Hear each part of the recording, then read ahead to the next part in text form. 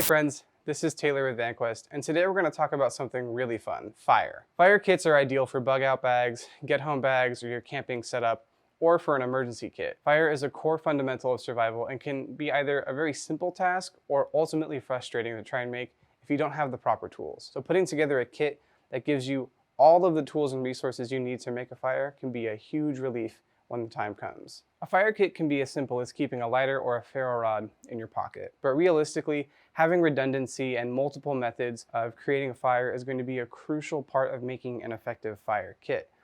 There are a bunch of tools and methods, so finding what works best for you is also going to be a big important part of the equation when it comes to putting a kit together. But regardless of the method you like to use, managing it all in one place will make using these different methods easier, and it will help protect those items that you may rely on. So let's start off with my personal compact kit. So an effective kit can be made in the PPM Slim. This is the smallest organizer that we make, but it still offers plenty of gear management and room for multiple options and redundancy when it comes to creating fire. So let's go through really quickly some of the basics that I keep in here. So in no particular order, just a rat 2, a small little folding knife. Being able to process materials is going to be very helpful, so I like to keep a little pocket knife in with my kit. I'm going to have one on me, I'm going to have one in my camping setup, my emergency bag, but also keeping one with my kit I think is a big important thing. And a ferro rod, there's a million of these on the market. I like to go with just the basic ones and eventually make my own handles, but a way to throw sparks is going to be very helpful. These are really durable, you can get them wet. There's not a lot that you can do to these to make them not operable. So a good ferro rod is helpful. I also have a blast match. This is also like a ferro rod as well. You push this little tab in and you can kind of direct your sparks. The reason I like carrying this over other methods is because you can kind of use it one-handed. So I can open it and use it to throw sparks with one hand. So if you do potentially get hurt, that is kind of a nice thing. You don't need to rely on both hands like you would with a ferro rod or a traditional ferro rod. And then we've all seen these little magnesium bars with the ferro rod on top. Mine also has the striker with it here. These are really inexpensive and again durable, waterproof essentially. So this is the 3 kind of methods I use to start a spark with. On this side of the pouch, I also keep in a little baggie 2 Bic lighters. Ultimately, this is what I'm going to default to when it comes to actually starting a fire. I'm going to go with the Bic first. Even if they don't have fuel, you can still spark with them. So if you have good kindling and tinder, this should still do really well. Otherwise, you have some backups to fall on. And then I also keep a handful of these little wet fire tinder pouches here. These things are great. Obviously, wet fire, if they get wet, they're still going to catch fire. They're an awesome solution for being able to catch something and have a flame started essentially right away. And then of course from there, you can build your fire around that. So I think I have 4 of these in this kit. And then I also keep a little Right in the Rain notepad. This is a, an all-weather notepad as they say, so if it gets wet you can still use it as a notepad. I like to use this as a surface to build a fire on. If it's super wet out or snowy, I can put one of these down, put my tinder and kindling on top, and then build a fire from there. I can also of course wrap it around the fire that I'm starting, and it adds more kindling to that. So kind of a fun little piece there.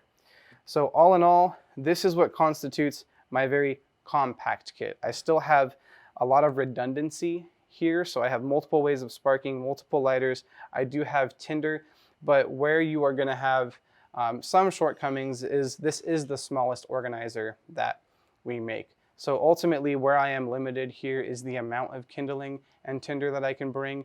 And if I wanted to do more things like maybe create char cloth, fitting something like that in here is just a little bit constrained by the space that I have available. Let's check out a little bit bigger option now. All right, so that was everything in the PPM Slim. And if we jump to the EDCM Slim now, you can see we have a bigger kit. If you compare these two, there's definitely a bump in size. The PPM is the smallest organizer and it was pretty comprehensive. You got a lot of redundancy in here, but you lacked a lot of space for more things if you wanted to create fire in different ways. So this is the EDCM Slim, the next size up in terms of the series, but this is still the smallest one of the EDCMs. So what this lets me do is I can actually keep pretty much everything that was in the Slim kit now lives on just a single side of the EDCM. So I had everything in here in the Slim kit. I did add my little match container for some storm matches. What I've also now added is my Exotac lighter. These things are really great. Fluid lasts a long time because of those O-rings. Very reliable. I've also added just a little baggie of some fire rope. I have it in a bag because it's wax coated. I don't want it to get kind of everywhere on stuff. But this stuff is really great. It's really weather resistant, so you can twist the braids out, really make some, break it up and expose some of that surface area, so it's a lot easier for it to catch. And it's pretty lightweight and compact for what it is, so I like carrying these around. What I've also added is an Altoids tin to make char cloth in. Char cloth, if you guys don't know, it's a really great way to catch an ember. So if you only really have something to throw sparks, char cloth is going to catch that spark really well. It's going to kind of burn an ember away, and if you put that inside of a bird's nest with some good dry tinder, it'll light up pretty well, and this lets me make that. All kinds of videos, you can check that out, but it's called char cloth, and you use a tin for that. This is an old Altoids tin. I've also added a Silky Pocket Boy. These little compact saws are awesome. They're really well made. They're pretty affordable as well. I want to say this one's only about 30 bucks. But it lets you process bigger material. So if you're in an area where there's not a lot of small trees, if you can maybe find a big log that maybe you want to use, you can cut it down into more manageable pieces, and you can use it as a more sustained fuel source. And another great thing that I've done is to the front of this kit, there's a slip pocket here, and I've added a folding stove. So now, not only can I make fire, I can also make a little stove that I can put, a small pot on or something like that, and sustain the fire and keep it going, and it's also in a nice contained area. Having the ability to add more kindling, another way to start fire, another way to make fire easier down the road. It's also a great storage container.